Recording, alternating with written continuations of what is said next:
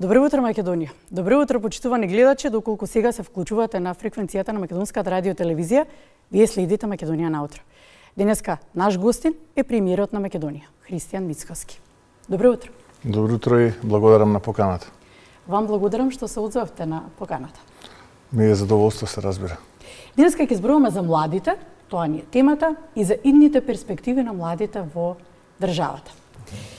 Па премиера, ќе ве навратам, во вашето професионално работно искуство се запишани многу работни часови, работа со млади, се разбира, верувам дека имало и простор за дружба, за непосредни разговори. Па, кои се желбите на младите? Кои се нивните идеи, но од друга страна, кои се нивните грижи за просперитет во општеството потоа? Па желбите се горе-долу исти, какви што сме ги имали и ние кога сме биле помлади. А тоа е да успеат да можат да формираат свој живот, самостоен живот тука дома. Се разбира, дел од нив по завршување на образовниот процес одлучуваат, за жал, да ја напуштат земјата и да заминат некаде надвор. Посебно тоа беше изразено во одреден период. Но имајќи предвид карактерот на емисијата, не би сакал сега да ја политизирам, би зборувал повеќе за една општествена тема која што е многу значајна, ова што ја почнавте со младите.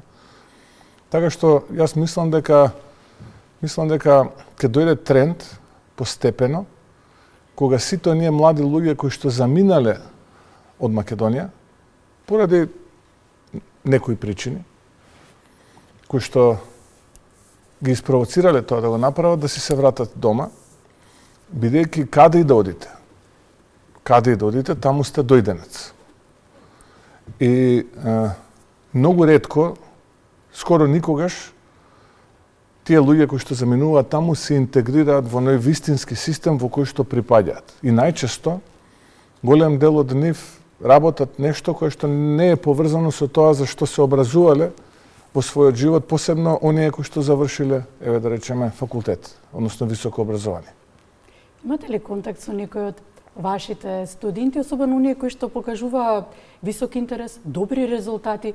Дали имаме позитивни убави приказни дека се тука во Македонија? Имам апсолутно, имаше и такви кои што заминаа, кои што се вратија. И кои што сега денеска тука се успешни инженери. И кои што работат, и кои што формирале своји семејства и практично својата приказна ја пренесуваат на другите генерации, која што повторно се сведува на тоа дека каде и да одите, таму сте обичен дојденец и маргиналец во општеството. Може би брутално ова све делува, но таа е вистината. Таа е вистината. И светот, а посебно Европа, денеска не е препознаена како што некогаш беше, зборувам пред 20, 25, 30 години. Иако ние како држава, морам да признам, сме генерално печалбарска држава и тоа е останато уште во прераскажувањата на повозрастните и поискусните нашите баби и дедовци. Секој од нив има некој член на своето семејство кој што некогаш некаде заминал. Најчесто тоа биле преку океански патувања на континентот Северна Америка или пак можеби Австралија. Но разликата од тогаш и сега е што тогаш семејствата биле многу детни, за разлика од денеска кога семејствата, тие што се формираат, се помалку детни семејства. Кога зборувам многу детни семејства, најчесто тоа биле 4, 5, па и повеќе детни семејства. И еден или двајца членови на тоа семејство заминувале на печалба. Така што генерално карактерот на македонскиот народ е печалбарски. Опијано и во нашите песни, со нив сме растеле, пренесуваме од генерации и нарации за тој печалбарски живот. Така е. Во вашето работно портфолио имате многу работни часови и надвор од Македонија, во Виена, во Италија, во Бугарија, но секогаш се враќате дома. Па да, јас сум имал можности и сум бил надвор и сум поминувал и таму доста време од мојот живот. И тоа можам да кажам на пристојни позиции, општествено пристојни позиции. Неретко во бизнисот, понекогаш и на универзитетите, со можности да отидам таму. Но никогаш тоа не ме привлекуваше, затоа што израснат сум во такво семејство во кое што и моите родители, мојата мајка и татко ме воспитувале дека борбата треба да ја водиме од дома. Не е лесно.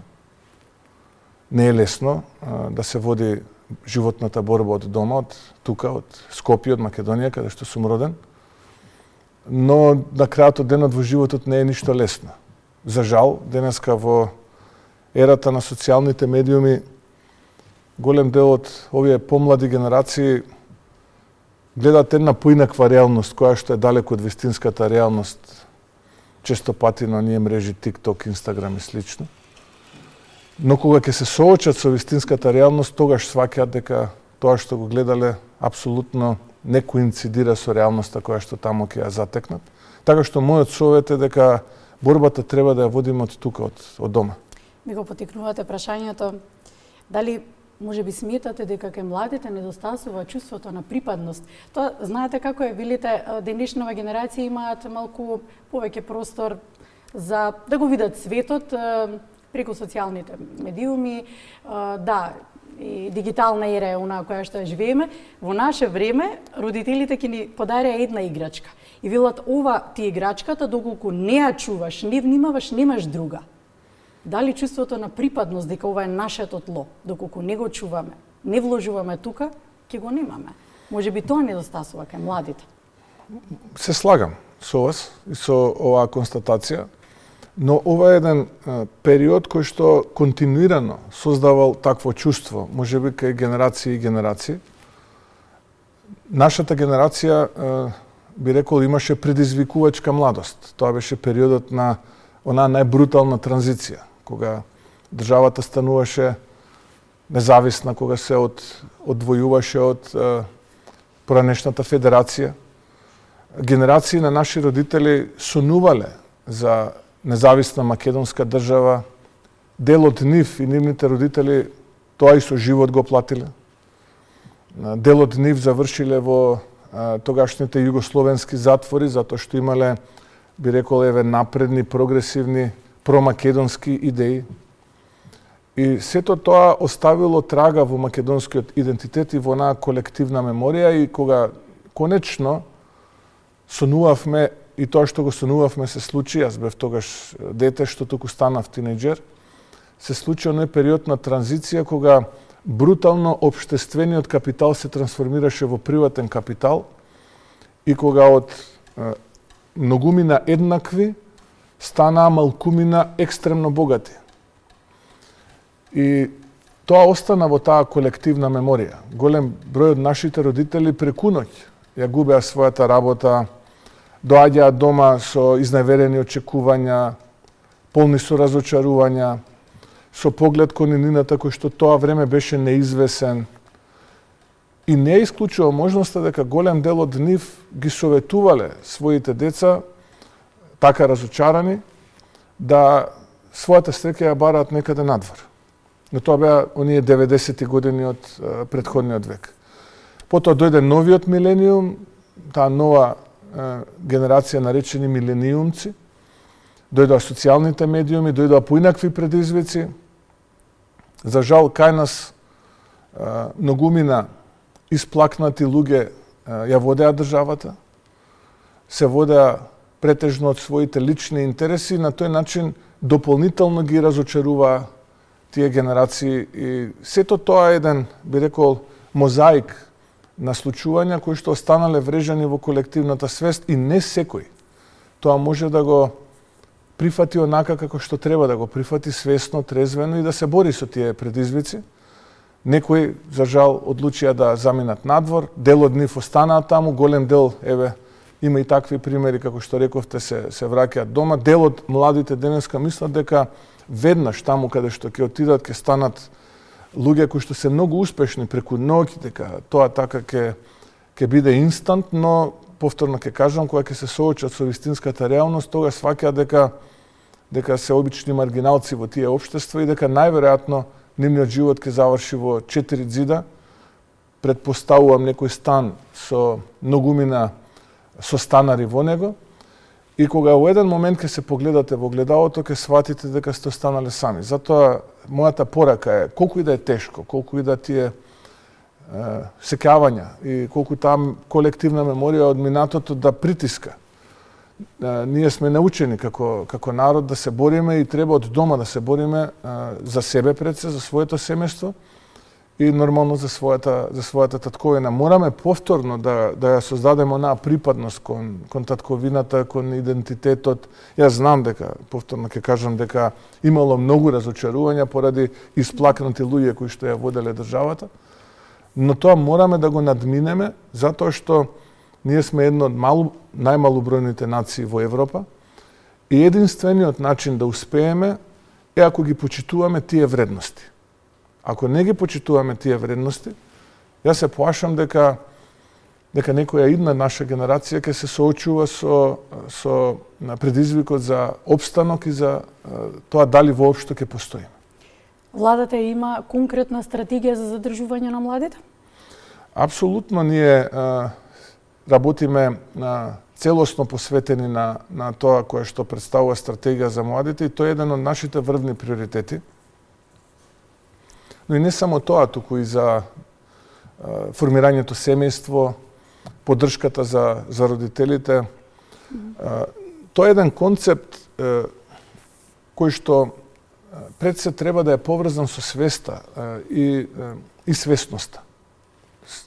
Не можеме материјално тоа да го стимулираме, бидејќи се докажал тој концепт кога материјално бил стимулиран дека не успеал.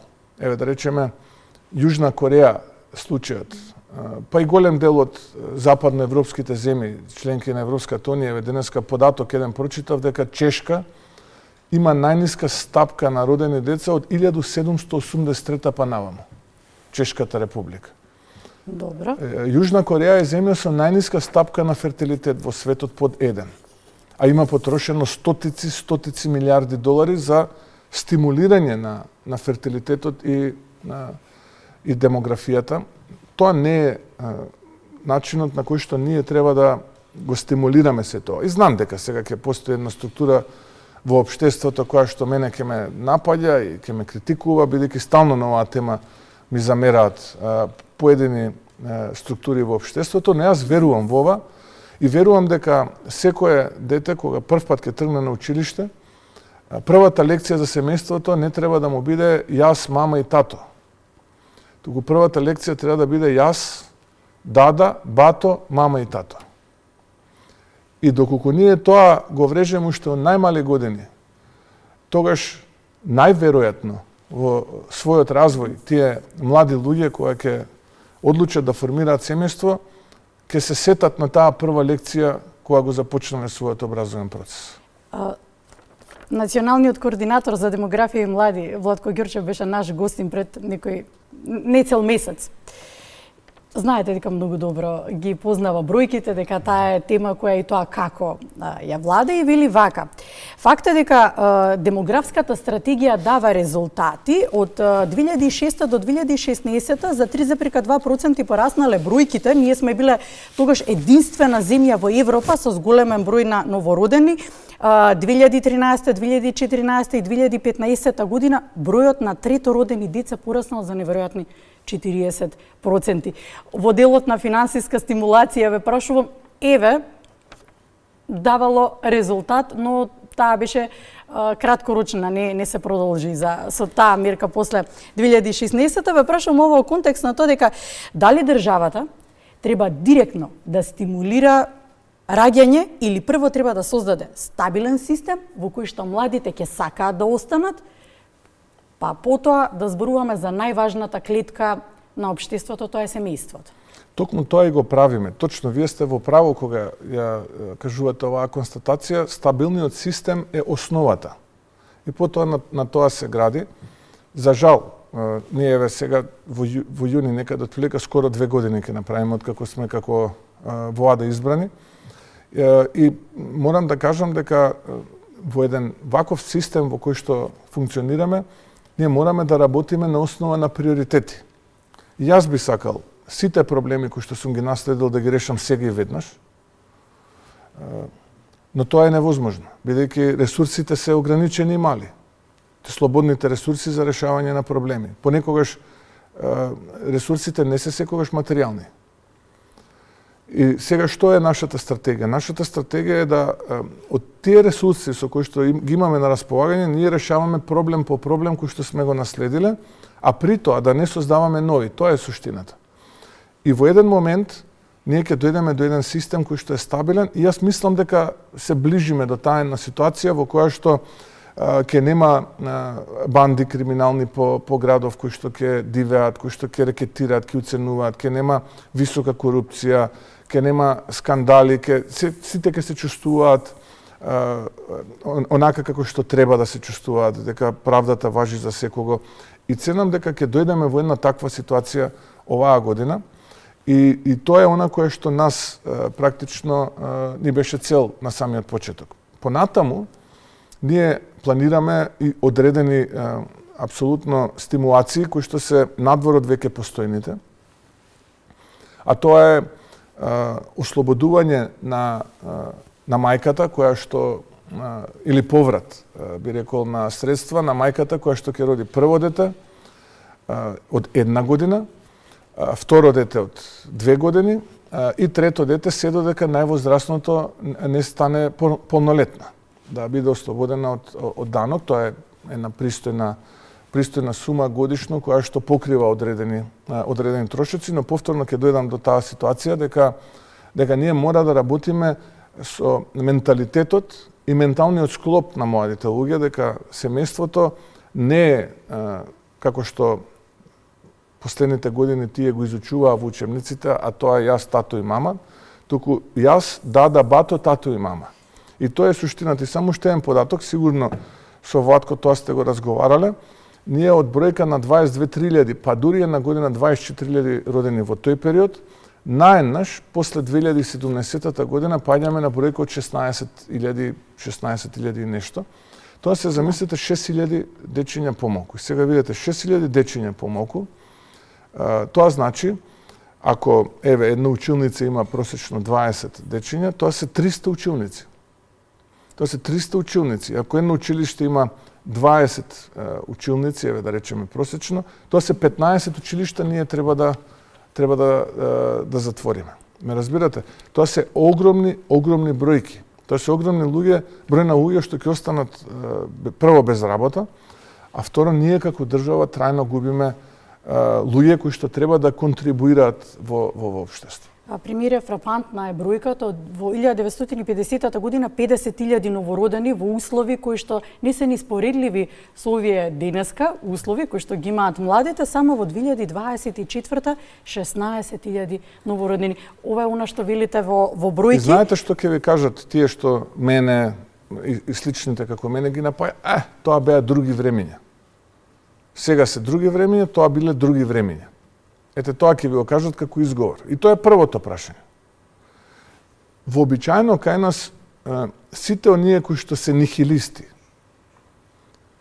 или имаат поинакво сваќање, аргументите им се само до првото прашање и до првата теза. Веќе ако се задлабочиме и забраздиме, на второ, на трето, на четврто прашање и четврта теза, нема, празен е муабетот. А на првата теза, овие нихилисти што ништо не чини, кои што шират негативна енергија, не баре таму некаде, мети млеко тече по улиците, тие се само на првата тема. Зошто овој се чешла на лево, а не на десно? И тоа е проблемот. И добро, сега, кога ќе го кажеш ти аргументот зошто е тоа така, веќе на второто прашање они немаат одговор ниту теза. И тоа е проблемот кај нас. Треба малку да работиме и општествено. Повторно ќе кажам, свесен сум дека таа една мала група на луѓе која што е гласна со нихилизам и со навреди и конструкции кои што мислат дека тој пролиберален пристап е некоја авангарда или не знам нешто многу интересно, не разбираат дека нанесуваат трајна штета. Без разлика ти колку и да си незадоволен од самиот себе и не си доволно вешт да препознаеш дека твоја е вината, па често пати ја префрлаш кај другиот. Ти велиш тој е виновен и така натаму, а не сакаш самиот себе си да препознаеш дека си ти виновен за тоа што си. И сето тоа потоа го принесуваш на социјални медиуми, во друштво, кога си општествено активен, создаваш еден бран кој што не може секој да го издржи.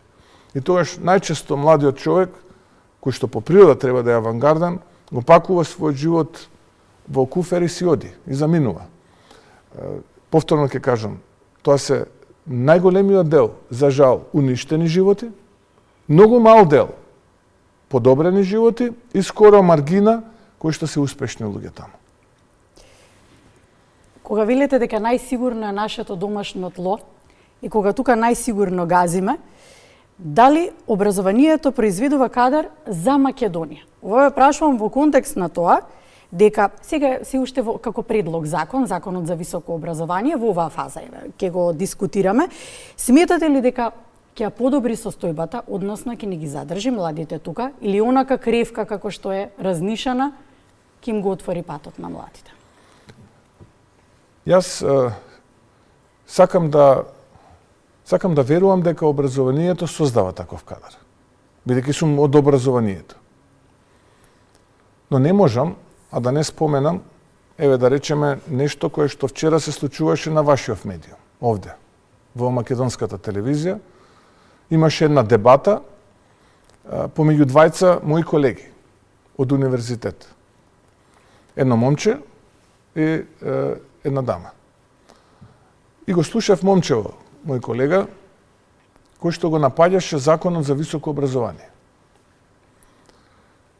И искрено да бидам се разочарав. Да не речам се шокирав. Во еден момент, замислете тезата која е.